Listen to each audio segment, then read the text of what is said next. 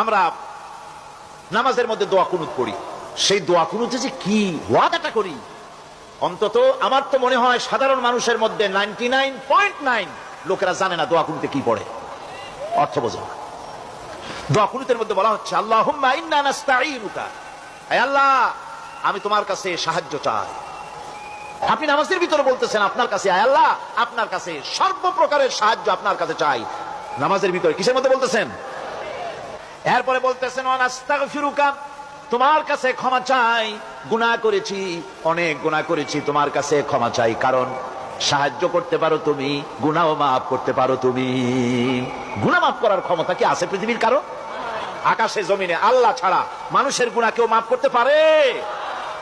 এরপরে বলতেছি ওয়া নুমিনু বিকা, আয় আল্লাহ আমি তোমার উপর ঈমান এনেছি, পরিপূর্ণভাবে তোমার উপরে ঈমান এনেছি, ওয়া নাতাওয়াক্কালু আলাইক, আর তোমার উপরেই কেবলমাত্র ভরসা করেছি। ঈমান এনেছি তোমার উপরে, ভরসা করছিও তোমার উপরে। এই কথাগুলি যদি আমরা বুঝতাম তাহলে আত্মাটা বড় হয়ে যেত, মাথাটা আল্লাহ ছাড়া কারো সামনে নত হতো না, ঠিক না বেটি?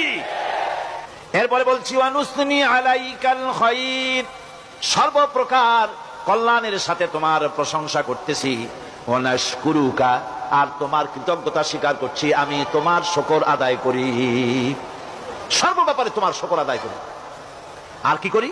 ওয়ালা নাকফুরুকা, আমি কুফরি করি না, অকৃতজ্ঞ নই, আমি তোমার কৃতজ্ঞ বান্দা, আমি অকৃতজ্ঞ নই, একথা আপনি নামাজের মধ্যে বলেন, কিন্তু কৃতজ্ঞতা স্বীকার করেন না। ওয়া নাখলাউ ওয়া নাতরুকু মান ইয়াফজুরুকা, আর আমি ওয়াদা করতেছি এই কথা, তোমার সাথে যারা প্রকাশ্য দুশমনি করে, যারা প্রকাশ্য গুনার মধ্যে লিপ্ত আছে আর তোমার সাথে দুশমনি করে, ওদের সাথে আমার সমস্ত সম্পর্ককে ছিন্ন করে দিলাম। দেখছেন নামাজে কি কইলেন আপনি?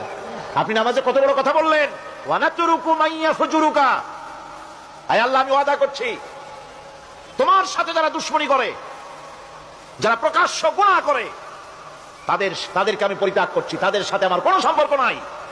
এই কথা বলার পরে আপনার সম্পর্ক কার সাথে একটু চিন্তা করেন তো। আপনার বন্ধু কারা? ইলেকশন আসলে ভোট দেন কাদেরকে? কাদের চা খাওয়ান, কাদের চান্দা দেন? একটু চিন্তা করেন, অঙ্কের সাথে মিলাই নেন। সুতরাং নামাজে কি বলেন সেটা আপনাকে বুঝতে হবে। এরপরে বলতে বলা হচ্ছে আল্লাহুম্মা ইয়্যাকা না'বুদু ওয়া লাকা নুসাল্লি, আয় আল্লাহ তাআলা আমি একমাত্র তোমার গোলামি করি। নামাজে বলতেছেন একমাত্র তোমার গোলামি করি, আর নামাজ থেকে বেরিয়ে আসার পর ওজনে দিলেন কম, খাদ্যে দিলেন ভেজাল, মানুষের জমিনে রাইল ঠেললেন, বোনেরে ঠকালেন, মেয়েকে ঠকালেন, মিথ্যে কথা বললেন, আর নামাজে বলে আসছেন